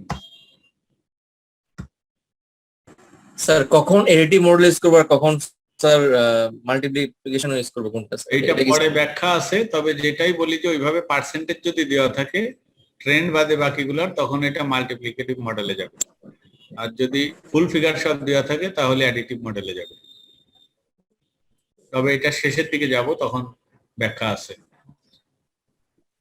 এখানে দেখেন এই অঙ্কটা, এছাড়া establishing the underlying trend T, এইটার আবার দুটো মেথড আছে। একটা হলো linear trend by linear regression. এই যে লিনিয়ার রিগ্রেশন ইকুয়েশন আগের চ্যাপ্টারে যেটা আমরা শিখে আসছি ঠিক সেইটাই। আর একটা আছে মুভিং এভারেজ। মুভিং এভারেজটা পরে আলাপ হচ্ছে, আগে আমরা দেখবো linear trend by linear regression. এখন আপনাদের বইতে অঙ্কটা দেখেন, একটু পড়েন। The following table gives the quarterly sales figures of a small company over the last 3 years. এটা বলছে কোয়ার্টারলি সেলস ফিগার, 3 বছরের দেওয়া আছে, মানে 1 বছরে তো 4টি কোয়ার্টার, তাহলে 3 বছরের 12টা ফিগার দেওয়া আছে। Forecast the next four values of the trend of the next year। তার মানে এখানে 3 বছরের 12টা ফিগার দেওয়া আছে 12 কোয়ার্টারের। আপনার কাছে বলছে যে পরবর্তী যে 4টে, তার মানে চতুর্থ বছরের যে 4টে ফিগার, সেই 4টে আপনাকে বের করতে হবে, সেইটা আমরা দেখবো। এখানে ফিগারগুলোর দিকে একটু খেয়াল করেন, বইতে আছে আপনাদের দেখতে পারেন যে 2002 যদি আমি এই সালটাকে ধরি, কোয়ার্টার 1 যেটা, সেখানে ছিল 42,000 পাউন্ড সেলস। সেকেন্ড কোয়ার্টারে এটা 41,000, কমে গেল একটু। থার্ড কোয়ার্টারে আবার বেড়ে গেল 52,000, তারপরে আবার কমে গেল। দ্বিতীয় বছরে সার্বিকভাবে সেলস বেড়ে গেল। প্রথম বছরের ফার্স্ট কোয়ার্টারে ছিল 42,000, দ্বিতীয় বছরের ফার্স্ট কোয়ার্টারে এটা 45,000 হয়ে গেল, তৃতীয় বছরের ফার্স্ট কোয়ার্টারে এটা 52,000 হয়ে গেল। এইভাবে প্রত্যেকটা বছরেই কিন্তু আমার ফিগারটা বেড়ে চলেছে, এটা হচ্ছে জেনারেল ট্রেন্ড। আবার একটা বছরের কোয়ার্টার গুলোর দিকে যদি আপনারা খেয়াল করেন, এখানে দেখেন থার্ড কোয়ার্টারে হাইয়েস্ট। মনে করেন এটা যদি ছাতার ক্ষেত্রে হয়, আমব্রেলার ক্ষেত্রে হয়, মনে করেন এই থার্ড কোয়ার্টার হলো বর্ষাকাল, সেই জন্য এখানে প্রত্যেক বর্ষাকালেই দেখেন সেলস বেড়ে গেছে। তার মানে প্রথম বছরে যে প্রথম কোয়ার্টারে যেটা, দ্বিতীয় কোয়ার্টারে একটু কমে, তৃতীয় কোয়ার্টারে সবচেয়ে বেশি পিকে ওঠে, আর লাস্ট কোয়ার্টারে যায় একেবারেই কমে যায়। পরের বছরে দেখেন প্রথম কোয়ার্টারে যা আছে দ্বিতীয় কোয়ার্টারে বেড়ে গেল, তৃতীয় কোয়ার্টারে পিক, চতুর্থ কোয়ার্টারে আবার কমে গেল। তারপরে থার্ড ইয়ারে প্রথম কোয়ার্টারে যা আছে দ্বিতীয় কোয়ার্টারে কমে গেল, তৃতীয় কোয়ার্টারে পিক, চতুর্থ কোয়ার্টারে আরো কমে গেল। তার মানে একটা ছন্দ আছে আর কি কোয়ার্টার গুলোর ভিতরে। এখন বলছে যে এই ফিগার গুলো নিয়ে আপনাকে টি এর মানটা বের করতে হবে। এইটা বের করতে গেলে নর্মালি যেটা করা হয়, আমরা গ্রাফ পেপারে বা ইকুয়েশন বের করতে গেলে কত হয়, এই যে কোয়ার্টার 1 2 3 4 5 6 এইভাবে 1 2 3 4, এখানে 1 2 3 4, এখানে 1 2 3 4, এইভাবে তো করা যায় না। প্রত্যেকটাকে টাইমের একটা সিকোয়েন্সে আগে সাজাইতে হয়। প্রথমটাকে t = 1, তারপরে পরের গুলো 2 3 4 5 6 7 12 পর্যন্ত গেলাম। এই যে t এর মান যে 1 2 3 4, এইটাই কিন্তু আমার ওই যে x এবং y যদি এইটা হয় সেলস, তাহলে x হবে হচ্ছে এই যে এইটা x, কিন্তু এই যে এই কোয়ার্টারের এগুলো হবে না, হবে হচ্ছে এইটার ভিত্তিতে আপনি যে ছোট t এর মানটা অ্যাজিউম করলেন 1 2 3 4 5 6 7 8 9 10 11 12, তাহলে এরপরের চারটে কি হবে 13 14 15 16, ওইগুলো আমাকে বের করতে হবে, কত হবে আমাকে ফোরকাস্ট করতে হবে। তাহলে আমাকে আগে রিগ্রেশন ইকুয়েশনটা বের করে দিতে হবে। ইকুয়েশনের ভিতরে আমি টি এর মান যখন 13 দেব, তখন চতুর্থ বছরের ফার্স্ট কোয়ার্টারটা বেড়ে যাবে, যখন 14 দেব চতুর্থ বছরের সেকেন্ড কোয়ার্টারটা বেড়ে যাবে, এইভাবে 15 16 দিলে বাকি দুটো কোয়ার্টার বেড়ে যাবে। এইটা আছে আপনাদের বইটা একটু দেখে আসি আমি। এই যে এই অঙ্কটা 831, এইটা এখানে আগে আমি একটু গ্রাফিক্যাল এইটা একটু দেখাই, যে তারা গ্রাফের যদিও অঙ্ক করেই তারা এই ইকুয়েশনটা বের করেছে, কিন্তু এখানে দেখাইছে যে আগে একটা স্ক্যাটার ডায়াগ্রাম এই ফোটা ফোটা 12টা দিয়ে এরকম আগে এক্স অ্যাক্সিস ওয়াই অ্যাক্সিসে নিচের দিকে হচ্ছে আমার টাইম বা টি এর ভ্যালু 0 থেকে 12, আর এইটা হলো ওয়াই এর ভ্যালু বা সেলস 10 থেকে, সেলস কত আছে হাইয়েস্ট আছে মনে হয় 61, তা আমি এটা 60 বা আর একটু বেশি নেবো, 62 63 65 নিতে পারি বা 70 নিতে পারি, 0 10 20 30 40 এভাবে 70 পর্যন্ত যেতে পারি। গিয়ে এই পয়েন্ট গুলো আগে লোকেট করলাম, করে এর ভিতর দিয়ে একটা এভারেজ স্ট্রেট লাইন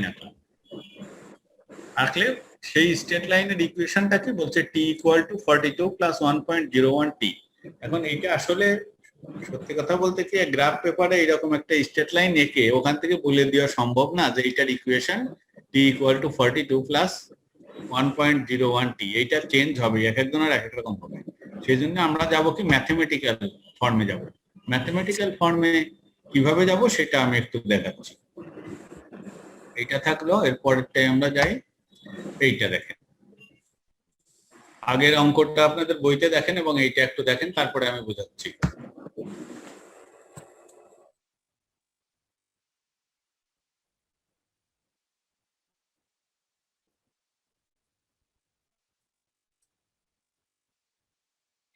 স্যার বইয়ের কত নাম্বার পেজ, কত নাম্বার অঙ্ক?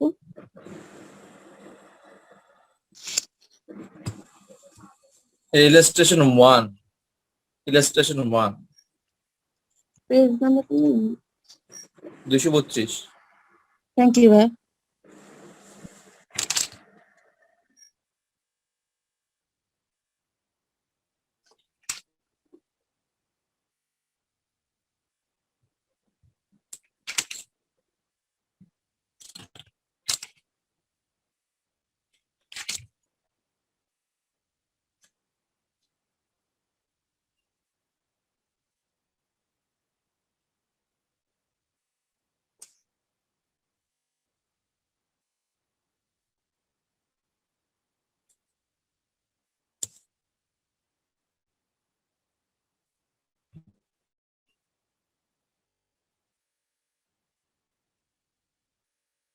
আমার খিদে লাগছে, কিছু খাওয়ার আছে নি?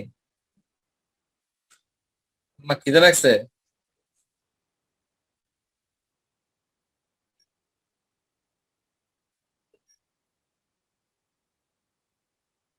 আমার খিদা।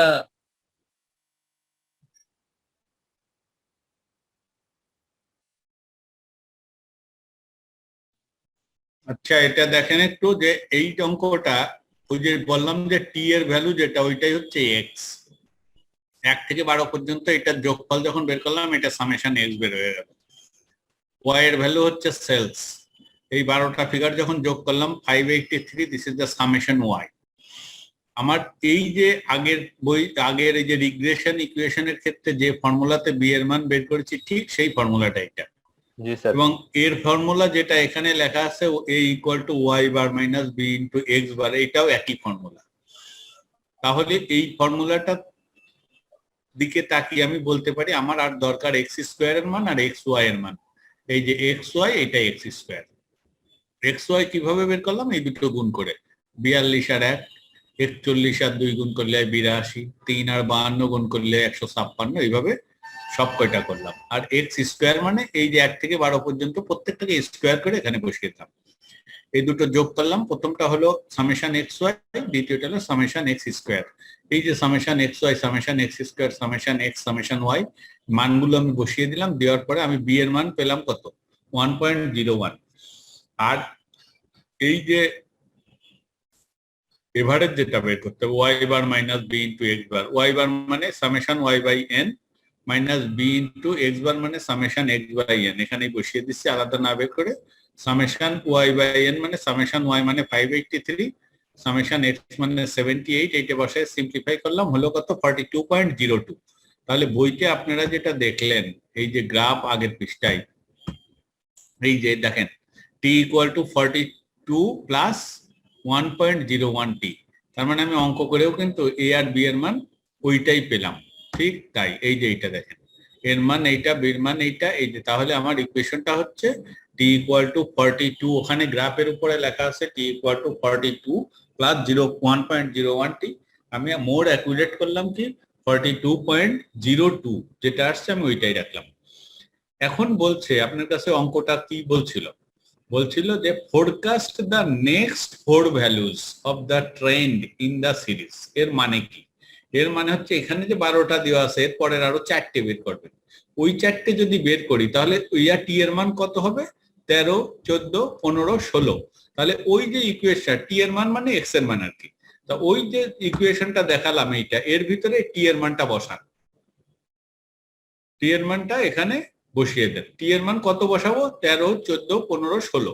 তাহলে এখানে আমি ছিলাম হচ্ছে 2002, 2003, 2004 সাল। এখন তাহলে 2005 সালের আমার ফার্স্ট কোয়ার্টারে টি ইকুয়াল টু 13 হবে, এবং সেই টি ইকুয়াল টু 13 এখানে যদি বসাই, বড় টি ইকুয়াল টু হবে 42.02 প্লাস 1.01 ইন্টু 13 সমান 55.15। আপনাকে যদি কিছু না বলে তাহলে দশমিকের পরে 2 ঘর রাখতে পারেন, আপনি ফুল ফিগারও রাখতে পারেন। তারপরেরটা 14 বসালে 56.16, তারপরেরটা 57.17, তারপরেরটা 58.18। এইটা হচ্ছে ট্রেন্ড, টি এর মান বেরোলো। এখন একটা জিনিস খেয়াল করার, এইটা অঙ্ক এই পর্যন্ত শেষ, কিন্তু এটা কিন্তু একটা জিনিস খেয়াল করার আছে যে এই যে অঙ্কটা দেওয়া আছে, আমি যে বললাম প্রথমটা বেশি, তারপরেরটা একটু কম, তারপরেরটা পিক, তারপরেরটা আবার একদম কমে গেল, কিন্তু এখানে কিন্তু সেই ছন্দটা নেই। এখানে ক্রমান্বয়ে বেড়ে গেছে 55, 56, 57, 58। এখানে কোন পিক কিন্তু লাস্ট কোয়ার্টারে চলে গেছে, আর সবচেয়ে ছোট কিন্তু ফার্স্ট কোয়ার্টারে, যেটা আমার যে অঙ্কটা। এর মানে হচ্ছে যে শুধু ট্রেন্ড বের করলাম, এর সাথে অন্যান্য কম্পোনেন্ট গুলো ইফেক্ট কিন্তু আমি দিই নাই, বিশেষ করে সিজনাল এফেক্টটা দিই নাই। ওই সিজনাল ইফেক্ট দিলে দেখা যাবে যে ওই প্যাটার্ন ওইভাবে চলে আসছে। তা এইটা পরে আছে, আমরা পরে দেখবো। তা এই পর্যন্ত ট্রেন্ডের ইফেক্টটা আপনারা একটু কিভাবে করতে হয়, আশা করি এটা কারোর জন্য বুঝতে সমস্যা হওয়ার কথা না, কারণ এটা কিন্তু আমি বলবো জাস্ট আগের চ্যাপ্টারে আমরা যে রিগ্রেশন ইকুয়েশন করে আসলাম ওইটাই, শুধুমাত্র কনসেপ্টে একটু ডিফারেন্স আছে। ক্লিয়ার? জি স্যার। এখন আমরা সেকেন্ড একটা এক্সাম্পলে যাই। এইটা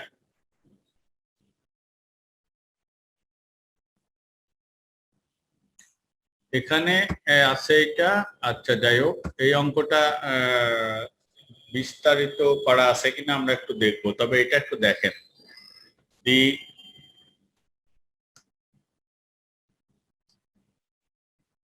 The examples in this chapter all are to the following table.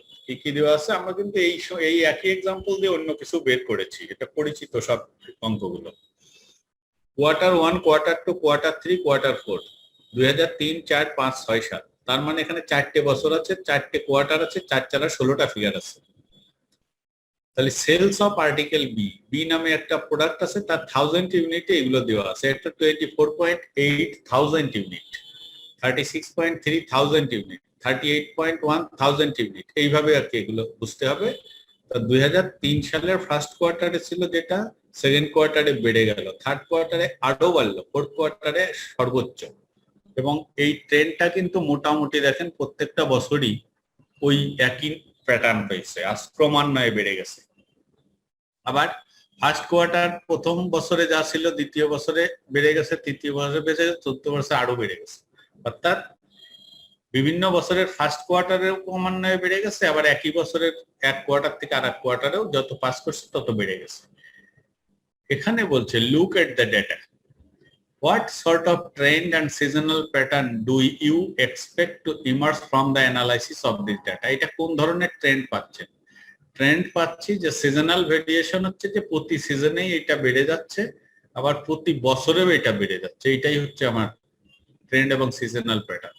Plot the time series of the sales figure, does the graph support your previous expectations regarding the trend and seasonality. আমরা একটু দেখি বইতে অঙ্কটা আছে কিনা। এই যে এইটা এক্সাম্পল, এইটা তো এখানে ম্যাথমেটিক্যালি প্রথমেই দেওয়া আছে, আমি জানি না এটা প্লট করা আছে কিনা, দেখে নিই। নেই, তার মানে এটা ম্যাথমেটিক্যালি সলিউশন করছে। ম্যাথমেটিক্যাল সলিউশন করতে গিয়ে তাহলে আমরা একটু দেখি পরেরটা কি আছে। নাম্বারিং 2003 কোয়ার্টার as T1, মানে এইটাকে 24.1, এটা T1, এটা T2, এটা T3, এটা T4, তারপরে 2004 এর প্রথমটা T5, T6, এইভাবে T16 পর্যন্ত যাব। স্যার এগুলা কি ইউনিট না, আর কিউ হচ্ছে কোয়ার্টার? হ্যাঁ, এগুলো ইঙ্গিত, ঠিকই ধরছেন, এগুলো ইঙ্গিত। এগুলো আর আপনাদের Q1 হচ্ছে কোয়ার্টার, এই কোয়ার্টারে 2013 তে এত ইউনিট, 2014 তে এত ইউনিট, তাই তো? আচ্ছা, ঠিক আছে। এইটা না বললেও আপনারা কিন্তু এইভাবেই আগাবেন। এখানে হয়তো অঙ্কটার ক্ষেত্রে আপনাদেরকে ক্লিয়ার করে দিয়েছে, কিন্তু পরীক্ষায় এটা ক্লিয়ার করা থাকবে না। Calculate the equation of trend T as a linear regression line, এইভাবে ধরে নিয়ে আপনাকে বলছে যে ওই যে রিগ্রেশন ইকুয়েশন বের করতে হবে। আমরা যাই, এখানে কিন্তু একটা বিষয় এই যে আগের অঙ্কটার মতোই ওইভাবে একটা টেবিলে এই যে এইরকম আপনাকে এখানে যেরকম 12টা আছে, আপনাকে 16টা এরকম সাজাইতে হবে। সাজায়ে যোগ করবেন, তারপরে ওয়াই এর মান 16টা যোগ করবেন, তারপরে এক্স ওয়াই বের করবেন, এক্স স্কোয়ার বের করবেন, বি এর মান বের করবেন, এর মান বের করবেন, তাহলে এই যে পরে এই ইকুয়েশনটা পেয়ে যাবেন। ঠিক একইভাবে এখানে যেটা করছে এইটা, এরা কিন্তু প্রথমে হচ্ছে এতে বলছে যে ট্রেন্ড এবং সিজনালিটি সম্পর্কে আপনার এক্সপেকটেশন কি, সেটা হচ্ছে যে সবই increasing. For every quarter, each year shows an increasing in sales, so an increasing trend is expected. Simple কথা কিন্তু। Also, there is a regular seasonal pattern with a steady increase in sales from quarter 1 to quarter 4. তার মানে এখানে বলছে যে প্রত্যেক বছর sales গুলো বাড়ছে, আবার প্রত্যেক কোয়ার্টারেও সেলস গুলো বাড়ছে। তা প্রত্যেক কোয়ার্টারে যে সেলস বাড়ছে এটা হলো সিজনাল ইফেক্ট, আর প্রত্যেক ইয়ারে যে সেলস বাড়ছে এইটা হলো ট্রেন্ড, জেনারেল ট্রেন্ড। সেকেন্ড হলো ওই যে টেবিলটা বানিয়ে আপনারা এই যে ওই যোগফলগুলো এরকম পাবেন, এই যে লেটিং এক্স ইকুয়াল টি এর সমান এক্স, ওই আগের অঙ্কটার মতো, Y equal to capital T আগের অঙ্কটার মতো। দি নেসেসারি সামেশন হবে কি, মোট ফিগার 16টা, N equal to 16, summation X পাবেন 136, সামেশন ওয়াই পাবেন 772.8, সামেশন এক্স ওয়াই পাবেন হচ্ছে 7359.1, সামেশন এক্স স্কয়ার এইটা পাবেন। এইটাকে বসিয়ে দিলে বি এর মান 2.3244, এর মান পাবেন 28.54, ইকুয়েশনটা পাবেন এইটা। ঠিক আছে? এখন যদি এই অঙ্কটাই বলে যে আপনার পরবর্তী 4 বছর 4 কোয়ার্টারের খবর কি, কত হবে, এই যে 2006 আছে 2007-এর 4 কোয়ার্টারের খবর কি, তখন ওই ইকুয়েশনে টি এর মান কত বসাবেন? এখানে ছিল 16তে শেষ, তাহলে এর পরের বছর হবে 17, 18, 19, 20, তাই না? 17, 18, 19, 20, দেখি তো এটা এইটাই নাকি? হ্যাঁ, এই দেখেন এখানে আলাদা একটা এক্সাম্পল দিয়ে ওরা বলছে যে ওই যে আগের পৃষ্ঠায় আপনি যে ইকুয়েশনটা বের করলেন, এই যে এটা পরের পৃষ্ঠায় এই ইকুয়েশনটা উঠিয়ে দিয়ে বলছে calculated in the above example to forecast the trend in the sales for the পরের বছর। তা পরের বছরে টি এর মান হবে 17 থেকে 20। প্রথমে টি এর মান 17 বসান, তাহলে পাবেন 68.05। টি এর মান 18 বসান এইটা, 19 বসান এইটা, 20 বসান এইটা। এইটার সাথে কিন্তু এখন আপনার ওই যে যেটা সিজনাল ট্রেন্ড আছে এটার সাথে কিন্তু মিলে যাচ্ছে, সিজনাল ইফেক্টটা কিন্তু ক্লিয়ারলি বেড়ে যাচ্ছে। এই জায়গাটায় আরো পলিশ করা যাবে যদি আপনি ওই সিজনাল ইফেক্টটা প্রকৃত কি সেইটা আমরা এখানে বসাই। তো এটা সম্ভবত পরে আছে, আমরা পরে দেখবো যখন সিজনাল ইফেক্টের অঙ্ক আসবে। তাহলে এই পর্যন্ত বোঝা গেল? জি স্যার। আচ্ছা, তারপরে এরপরে আছে ফোরকাস্টিং সিজনাল কম্পোনেন্ট। এইটাই হচ্ছে এরপরে ওই যে যেটা বললাম প্রথম অঙ্কটার ক্ষেত্রে বললাম যে ওইটাও তো ক্রমান্বয়ে বেড়ে গেছে। স্যার আবার একটু কোশ্চেনে যাবেন? আমি একটা জিনিস, হ্যাঁ স্যার আগের ম্যাথটাতে Q1 টু কিউ একটু এর আগের স্লাইডে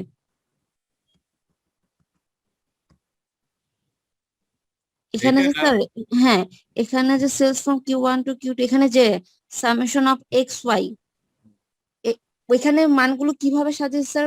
একদম ওই যে টেবিল, ওই যে এর আগের অঙ্কটা যেভাবে টেবিল করা হয়েছে না স্যার, একটু এর আগের স্লাইডে একটু কোশ্চেনে যাবেন? এর আগে আপনাকে যে দেখালাম তো এটা ওই যে, হ্যাঁ এটার এই কোশ্চেনটা, এই কোশ্চেন এই সলিউশনের কোশ্চেনটাতে গেলে আমি একটু ভালো হবে। কোশ্চেনটা এইটা। হ্যাঁ তাহলে হচ্ছে এখানে তাহলে এই Q1 Q2 মানগুলো কি সব লম্বা লম্বি করে সাজানো হয়েছে? হ্যাঁ লম্বালম্বি করে এই যে এইটার মতো সাজাবেন 1 থেকে 16 পর্যন্ত। এখানে তো 12 আছে, আরো 4টে। আচ্ছা ঠিক আছে। হ্যাঁ 4টে সাজাবেন এবং ফিগার গুলো এইটা 1 এর সোজা, এটা 2, এটা 3, এটা 4, 5, 6, 7, 8, 9, 10 এইভাবে 16 পর্যন্ত জি স্যার, উপর থেকে নিচে সব সাজাবেন। থ্যাংক ইউ আছে? স্যার, বুঝতে পারছি। জি স্যার।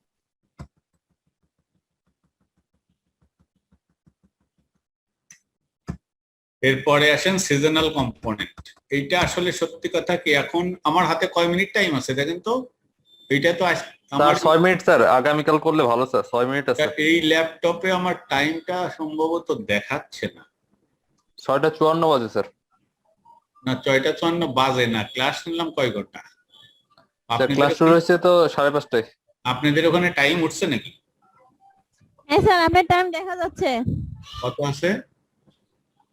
6:54 দেখা যাচ্ছে আপনার টাইম। না না না স্যার, জুমের টাইম। আরে 6:54 তো এখানে দেখাচ্ছে। না স্যার, আমরা দেখতে পাচ্ছি না। হ্যাঁ আমার এখানে উঠছে না এটা। আচ্ছা যাই হোক, সেটা বিষয় না। বিষয়টা হচ্ছে যে এটা আমাকে যদি আমি যদি আজকে এই স্লাইডটা দিয়ে শেষ করি, আগামী দিনও স্লাইড আবার পড়াই শুরু করতে হবে। জি স্যার। সেই জন্য আমি আসলে নতুন ইস্যুতে এখন যেতে চাচ্ছি না। দরকার নেই স্যার। আপনারা ওই যে ট্রেন্ড যেটা দেখলেন ওইটা খুব ভালোভাবে খেয়াল রাখবেন, ওইটার সাথে কিন্তু এইটার সম্পর্ক আছে। এবং এইটার ইন্টারেস্টিং সাইডটা হচ্ছে সিজনাল ইফেক্টটা যখনই দেব আপনি আশ্চর্য হয়ে যাবেন। ওই যে প্রবলেমটা, প্রথম প্রবলেমের যে প্যাটার্নটা, যে ফার্স্ট কোয়ার্টারে এইরকম, সেকেন্ড কোয়ার্টারে কমে গেল, থার্ড কোয়ার্টারে সাংঘাতিক বেড়ে গেল, লাস্ট কোয়ার্টারে আরো কমে গেল, ঠিক ওই প্যাটার্নটা চলে আসবে। তখন দেখবেন যে আসলে এই ফোরকাস্টিংটা কতটা সাইন্টিফিক এখানে এই পদ্ধতিগুলোর সাহায্যে। তা আমরা আজকের মতো এখানেই শেষ করি।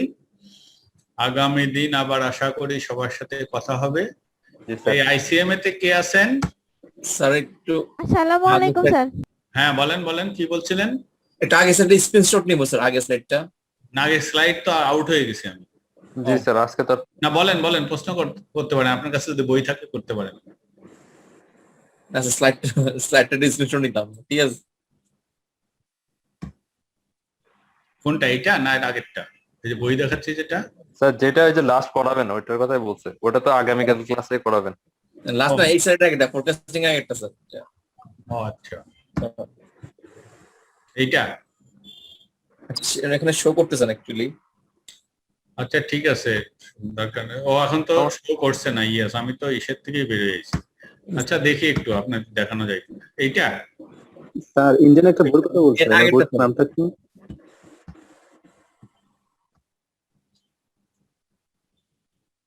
এইটা না আর একটা?